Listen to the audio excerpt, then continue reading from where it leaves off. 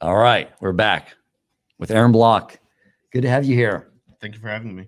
So I've seen you around the neighborhood. Yeah. You're definitely a visitor to Rabbi Busko's home. You spent some Shabbases there. Yeah.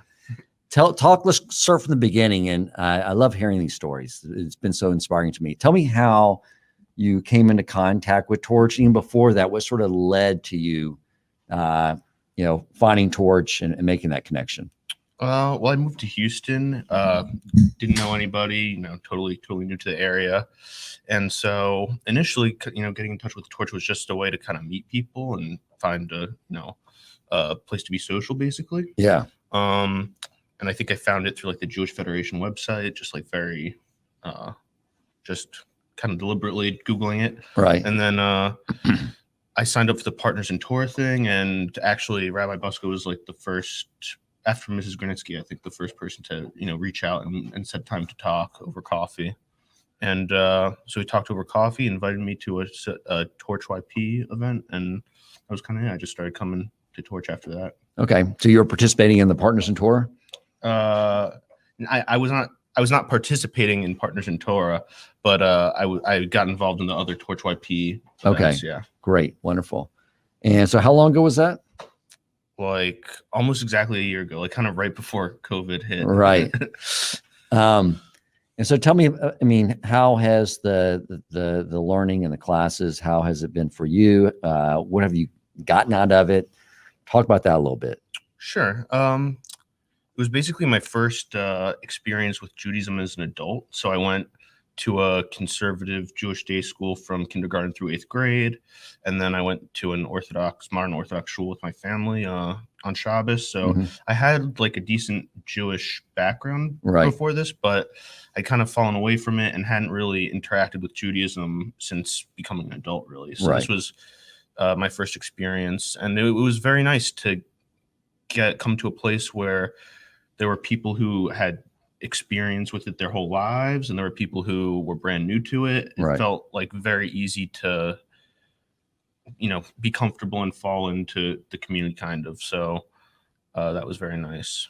Yeah, I'm hearing this story. It's sort of common right now. It's something we need to work through, because it seems like kids will have their bar mitzvah, and they think that's the graduation ceremony, and they're done. It's not. It's the initiation ceremony. Right. Now it's time to begin really learning, and we've sort of all fallen into that trap. So it's been a year now. Are you doing any one-on-one study, or is it through a lot of the group type classwork? So I learn with Rabbi Busko about once a week. Okay. And who directs the curriculum and study? How do you guys determine what to study?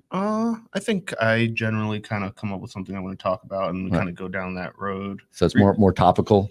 Yeah. Recently it's been very like week to week, very topical. We haven't really been getting into a particular thing, but the first thing we studied was, I think in Sanhedrin, it was about mitzamtzim, which is a type of murder, kind of dark, but it was very interesting. And he kind of it was mainly to learn how to really study Gemara. Right. And then after that, I wanted to learn about, prayer, because that was something that I had a lot of experience with in my, Jewish life before, but it was never really explained to me. So that was one of the big frustrating things for me.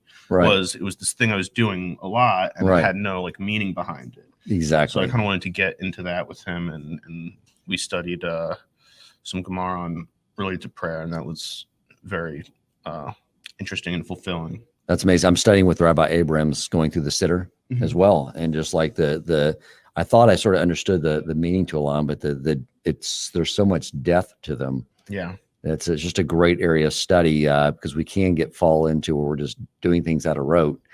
We don't really know what we're saying, which is the mitzvah, but that obviously what God wants us to do is to really connect with him through those prayers, and there's so much depth there. Right. Have you found it nice having that resource, just like whenever maybe you just have like a life challenge, that you have that confidant to go to and sort of say, hey, this is the situation. What does Torah say I should do? Have you ever had any of those situations? I have them all the time. Yeah, I do. I've definitely had to, especially this year's been pretty hectic, and dealing with people often who are very different from me, and having someone to talk to has definitely been a good way to kind of keep my cool and calm and not do anything inappropriate or rash. Right. Exactly. Because there's those situations where, especially when the emotions get involved, and it's almost like I sort of sense it now, like, okay, I have just become I should resign from any further decision making because I can feel the emotions guiding. Torah teaches us, you say Torah guides us on what to do, and then the intellect guides the emotions. So once I know the emotions take over, what's great is I found is going to one of the rabbis and saying, you tell me what to do. And then just the clarity that they provide, because they source everything, and it then just makes total sense. Right. So I'm glad you got to experience that as well. And you're like that. I'm so glad you're here, because you're like the perfect example of what I'm trying to convey to the world today. Why they should be going to givetorch.com. The value that these rabbis provide, connecting so many of us that were brought up, without not a lot of knowledge of Torah. We didn't have a lot of resources. So many people that, again, think the bar mitzvah ceremony is a graduation ceremony, not a introduction to Judaism ceremony. Right. And we don't get to ever go back and look at Torah as an adult, which, the beauty of Torah is that it's written so many levels that a young child can just learn so much from a parsha. And then an adult can learn other layers so much more deeper. Right.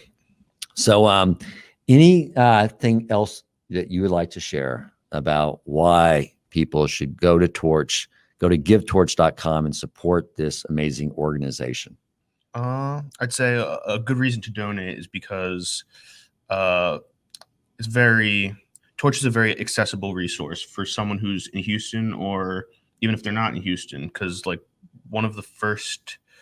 very early when I moved to Houston, I was actually looking up Jewish podcasts, and then a lot of the first ones were all Torch podcasts, and I thought it was I thought actually my phone was like recommending podcasts based on where I was, and I realized it wasn't, and these are just the most popular Jewish podcasts, some of them. So I think if you donate to Torch, whether you live in Houston or you live elsewhere, you're gonna see where that money's going pretty directly.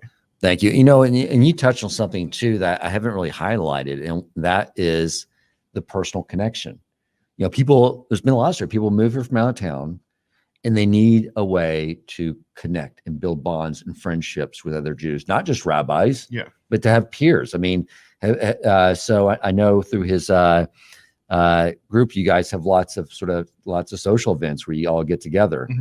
I know he has a lot of you over for Shabbos at the same time, and Purim, and I'm sure that's been enjoyable, building those relationships, not just with Rabbi Busco, but your peers. Yeah, for sure. I mean, definitely coming to this, not just Torch, but this community has been a very good experience because of the people I've met, and that's not always been the case, unfortunately, but it's very nice that it is here. So yeah, especially when you have common interest, with your peers. Yeah, they're there. They obviously they want to learn Torah. They want to grow as a Jew and have a meaningful life. And when you surround yourselves where your peers have that same thing, it makes everything so much easier. Right.